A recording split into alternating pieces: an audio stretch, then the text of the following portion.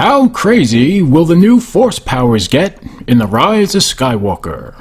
I mean, I don't know. Could it possibly get any crazier than a half-naked, sweaty Ben Swolo showing up in black mom jeans randomly out of the blue inside your skull? Because if it can, that's going to be a real party.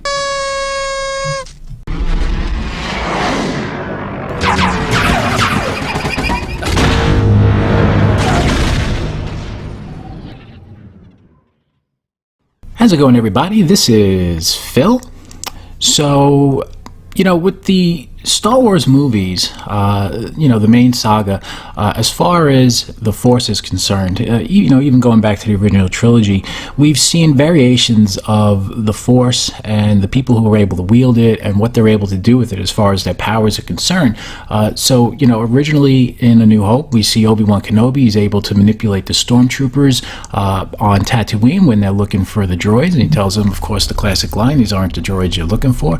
And we also see Luke tapping into the Force to have a higher level of concentration with the training remote on the Millennium Falcon when he puts the blast shield down and he's still able to deflect the blast. And we also see it, of course, at the end where he turns off his targeted computer to take out the Death Star. It's a higher level of concentration and calm. So then, of course, in The Empire Strikes Back, we can see that the Force is able to be used to manipulate actual objects. Luke reaches out for his lightsaber in the beginning of the movie when he's trapped in the ice cave when the Wampa attacks him. And then we also see Yoda able to do the same thing later on when he lifts the X-Wing out of the swamp on Dagobah. Then by the time we get to Return of the Jedi, we're introduced to Emperor Palpatine and his Force abilities, at least the dark side of the Force. He's able to wield Force lightning. So all of the original movies did introduce something as far as the Force was concerned, and it hasn't necessarily been anything that's been up for debate. It's just kind of assumed that these are powers of the Force, and those movies introduced something a little bit new in each installment. Now, of course, George Lucas was the guy at the helm of those movies. He was the creator, so maybe there's a little bit to that, whereas some people feel that he's the one who should rightfully be introducing these powers. But, look, George sold off his Star Wars franchise to the Disney company for better or for worse. And they're going to take liberties. They're going to throw his script out the window. They're going to start from scratch. They're going to introduce a bunch of characters that nobody gives a shit about. And they're going to introduce new powers and new ships and new locations. And that's just to be expected. So we could see in The Force Awakens, the first power that we were treated to on screen in the saga was when Rey was in the lower level of Maz Kanata's castle, and she finds the lightsaber, she touches it, and she exhibits a form of psychometry, and whether or not that's because she's Force sensitive, you would assume that that is the case. So now psychometry is a form of extrasensory perception, and essentially when you touch an object, you're able to see into the past where that object has been, the history of the owners, and event that might have taken place in and around that object. So that was The Force Awakens.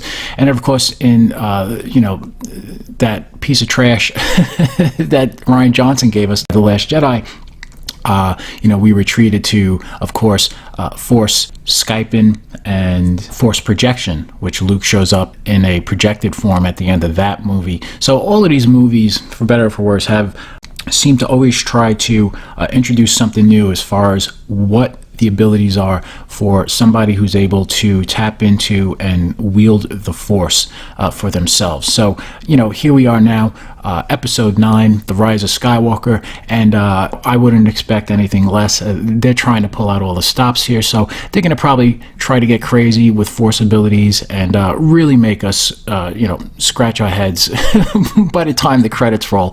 So let's jump into this article and see what Kevin Berwick has to say. This article is over on movieweb.com, and let's get this show on the road, shall we? The Rise of Skywalker is reportedly set to show an expansion of the Force powers first introduced in The Last Jedi. Rian Johnson went to great lengths to show the connection between Rey and Kylo Ren as they participated in what has been called Force Timing or Force Skype by Star Wars fans. While Supreme Leader Snoke was the one responsible or irresponsible for bridging the two young characters together, it looks like JJ Abrams is going to show the evolution of these new Force powers. Fantastic. According to sources close to Lucasfilm, The Rise of Skywalker is going to feature Force Flash fights. Say that a few times rapidly. Anyway, these fights have reportedly already been teased in the first footage from the upcoming movie, when Rey is awaiting Kylo Ren and his TIE fighter in an Old West-like showdown. It's believed Rey and Kylo Ren will be able to fight through these new connections, which will show off places from the past 9 movies in the Skywalker saga. It is unclear which places Ren and Rey will visit during these rumored Force time fights. In the teased TIE Fighter lightsaber fight, Rey is reportedly able to take down the ship and Kylo Ren emerges from the flaming wreckage. Force Flash fights were first teased in The Last Jedi when Luke Skywalker was able to use the Force and project himself from Act 2 over to Crate when he battles Kylo Ren as a distraction to allow what is left of the Resistance to escape, and completely rips off all the fans who are actually waiting to see him participate in an actual lightsaber battle for 35 years. Thanks for nothing, Rian Johnson. It isn't clear if the new Force fights will be as comprehensive as the Ren and Skywalker battle, or if it will just be a way to further connect Rey and Ren throughout the movies. Since this is all coming from an anonymous source, it has to be treated as a rumor for the time being. The Rise of Skywalker will feature the return of Emperor Palpatine, though it is not clear how just yet, since, as Luke Skywalker says, no one is ever really gone. And that couldn't be true for this movie because everyone is coming back. There's a chance Snoke could be back from being cut in half, and the one responsible for the new Force powers that Rey and Kylo Ren reportedly have. This could all just be further manipulation, which could have been directed from Emperor Palpatine this whole time. There are plenty of connections to Snoke and Palpatine, and they may be explored further in The Rise of Skywalker. I don't know, I would think that Snoke is gone at this point. I mean, he looks pretty dead in The Last Jedi.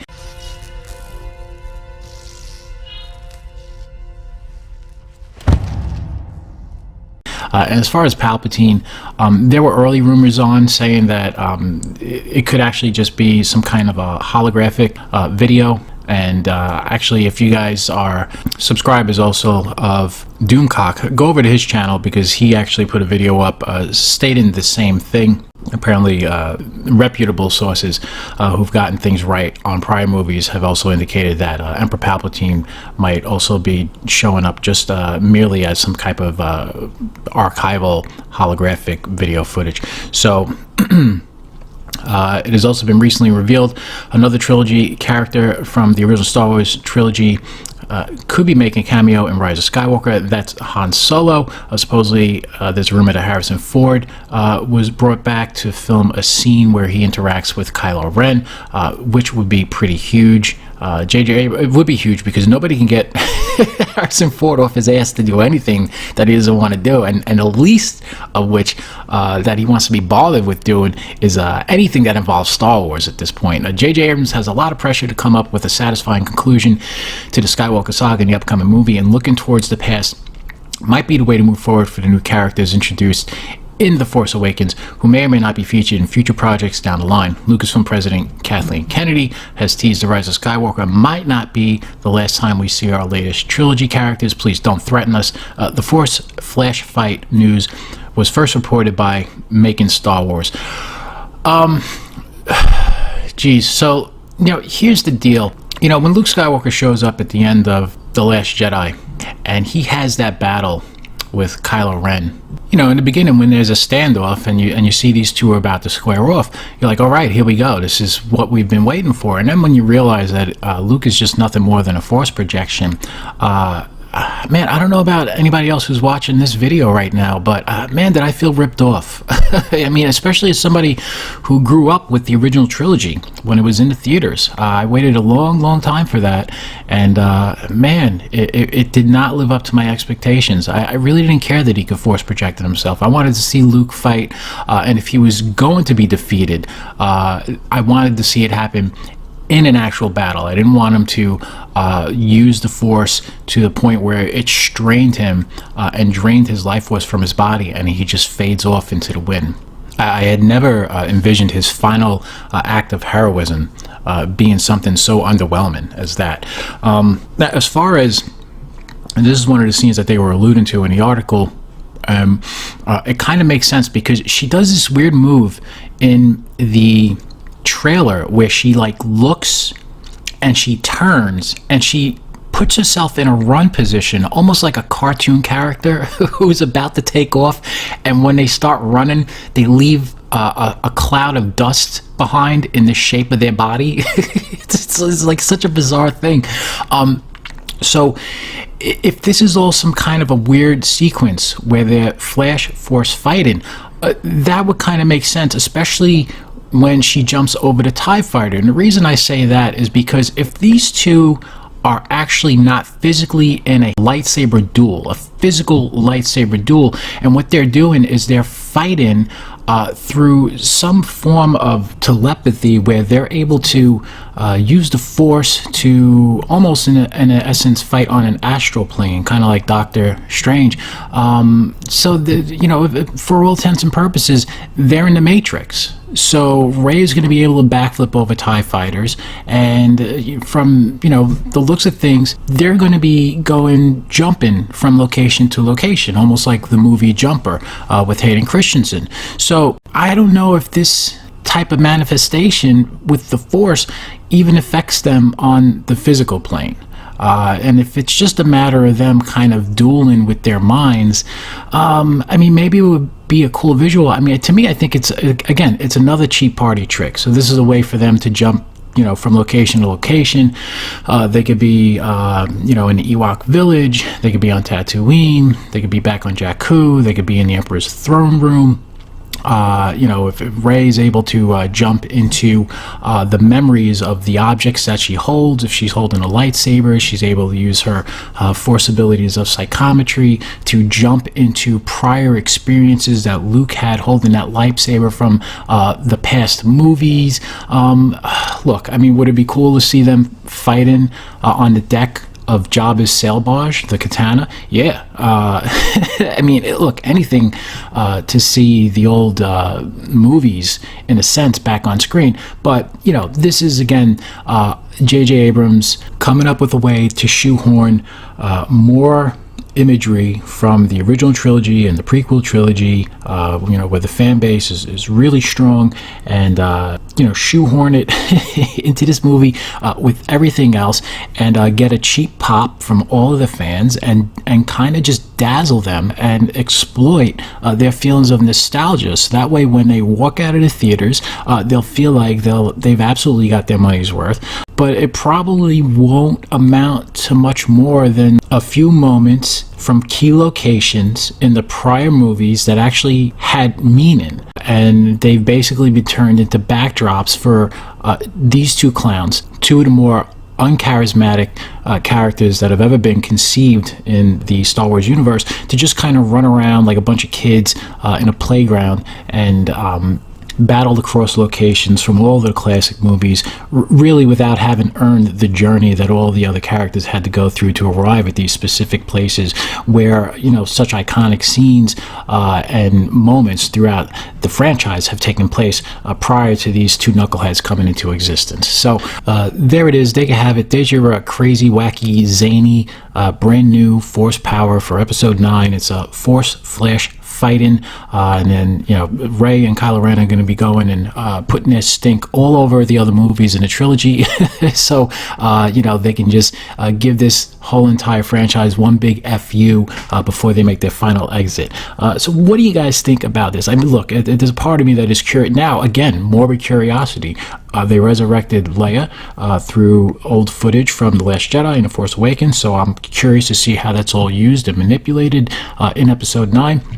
And again, with this concept, if they are going to be jumping into different locations, from location to location, I am curious to see where they end up. But look, keep your eye on the road here. This is, again, it's a cheap party trick to pull at the heartstrings of longtime fans and to dazzle them with nostalgia. So, everybody walks out of the theater with a feeling of, being content. But, is it ultimately going to lead to an empty feeling? Because is this movie going to be all sizzle and no steak? You know what I'm saying? All stick and no carrot. I mean, what is it going to be? It's probably not going to be much of anything. It's going to be short on substance and big on flash. And that's good enough. That's what they want to do. They want to get the hell out of this trilogy, and I can't blame them. I'm sure JJ is dying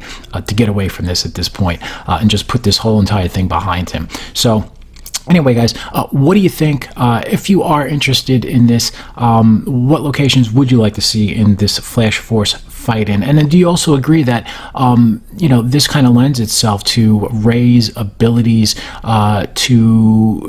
it's maybe almost like an excuse for her to have more impressive abilities because she's never really gotten any training. So now she'll be able to jump and backflip and fly around and do all of these crazy Force things because she's doing them through some kind of a telepathic ability, as opposed to actually doing it in a physical sense. So again, it's, if it is the case, a workaround to allow these characters to seem more powerful and more credible than they really have earned the right to be on the big screen. But you know what? I mean, when it's all over, it's over. I mean, Episode 9 again it's the end. So that's pretty much it. So anyway, guys, if you like this video, please hit that like button. It does help out, especially small channels like mine. It helps with the algorithm of the video. So please feel free to just take a second to like the video.